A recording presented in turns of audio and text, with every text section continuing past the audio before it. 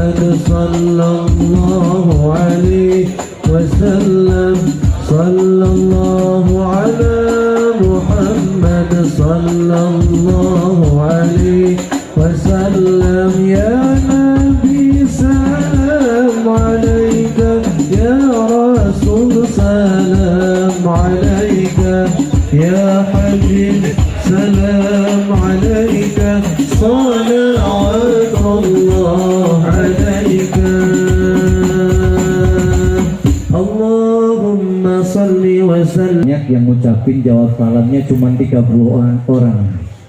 Pengen yang lebih kompak lagi siap. Assalamualaikum warahmatullahi wabarakatuh.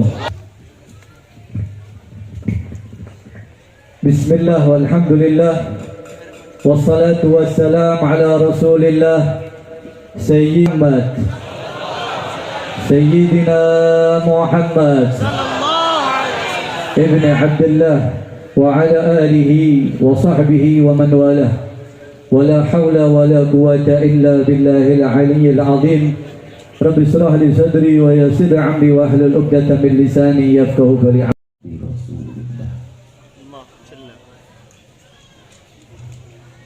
Alhamdulillahilladzi أكرم من شاء من عباده بحسن المعاملة برسول الله صلى الله عليه وسلم.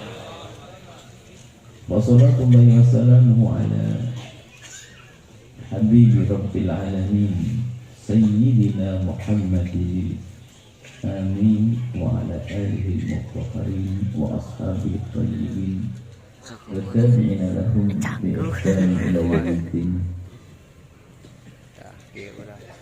اللهم يا ربنا إنا نسألك محبة حبيبك سيدنا محمد الله عليه وسلم. وحبب إلينا يا ربنا ما أحبه حبيبك سيدنا محمد. صلى الله عليه وسلم.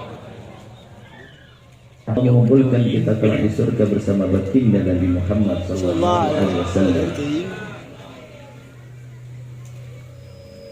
Main-main.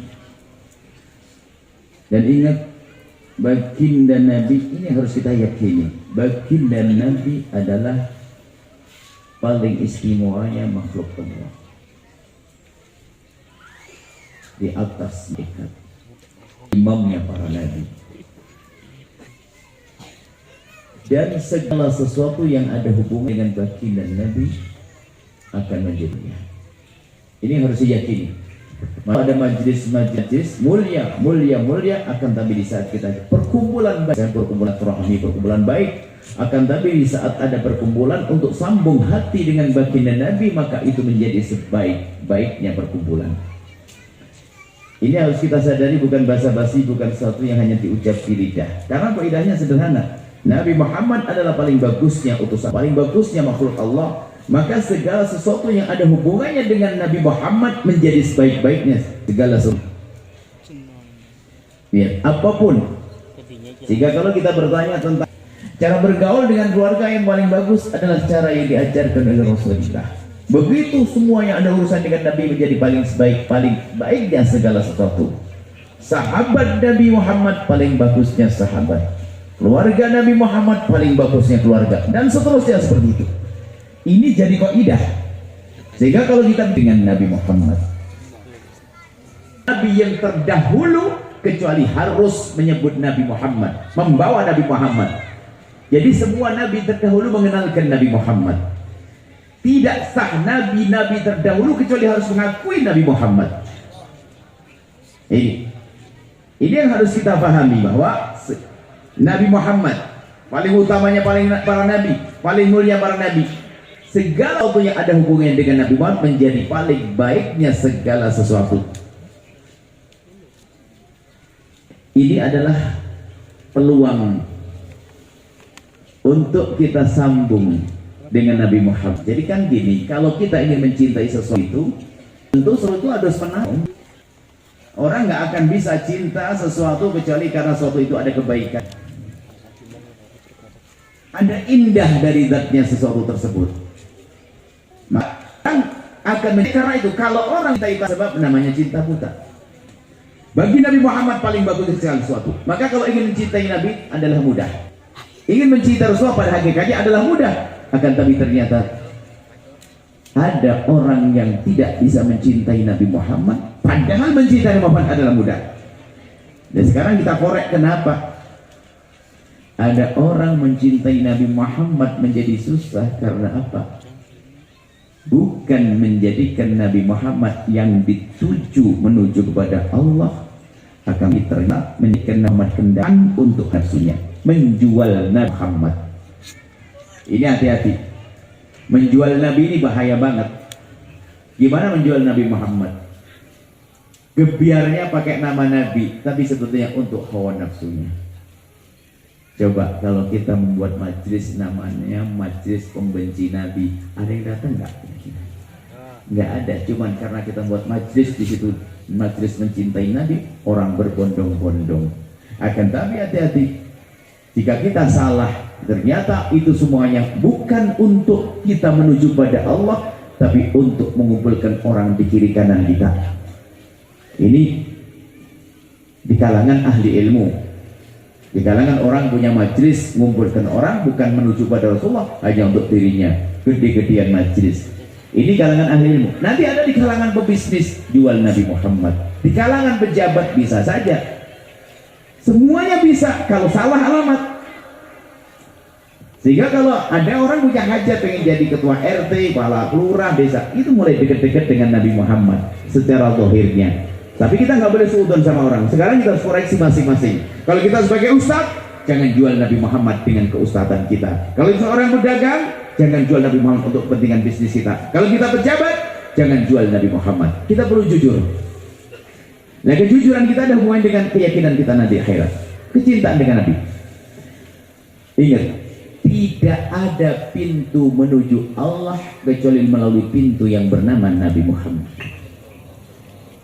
Maka musuh Allah itu kalau ingin merusak umat Nabi Muhammad, ya dijauhkan dari Nabi Muhammad. Kalau sudah mereka nggak cinta Nabi, mah beres, nggak akan kagum dengan syariatnya, nggak akan negakkan syariat, hancurlah. Cuma orang itu kalau dijauhkan dari Nabi Muhammad langsung nggak mau, karena dia sadar. Misalnya sih kita suruh musuhi Nabi Muhammad, nggak bisa. Tapi musuh Allah tuh pandai, lihai. Sebab imamnya adalah iblis, sudah berpengalaman menggoda umat manusia. Jadi sekarang ada akhir-akhir ini ada upaya menjauhkan Nabi Muhammad dengan bermacam-macam cara.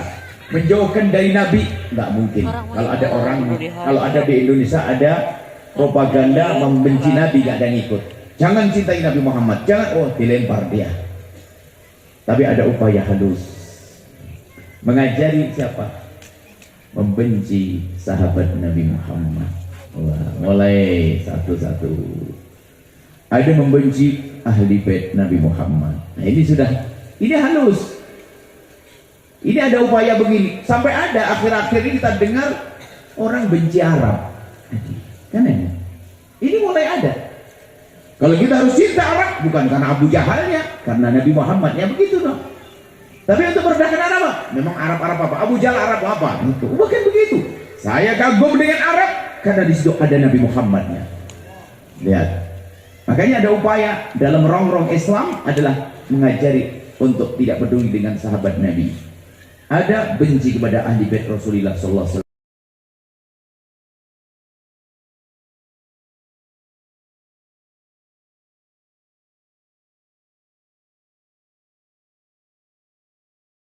Baik ya segala sesuatu. Lihat di lapangan sudah ada upaya untuk menjauhkan kita dari Muhammad dengan cara Arab. Sehingga kalau orang pakai model Arab sudah dianggap ini adalah ya, Islam Indonesia adalah Islam indah.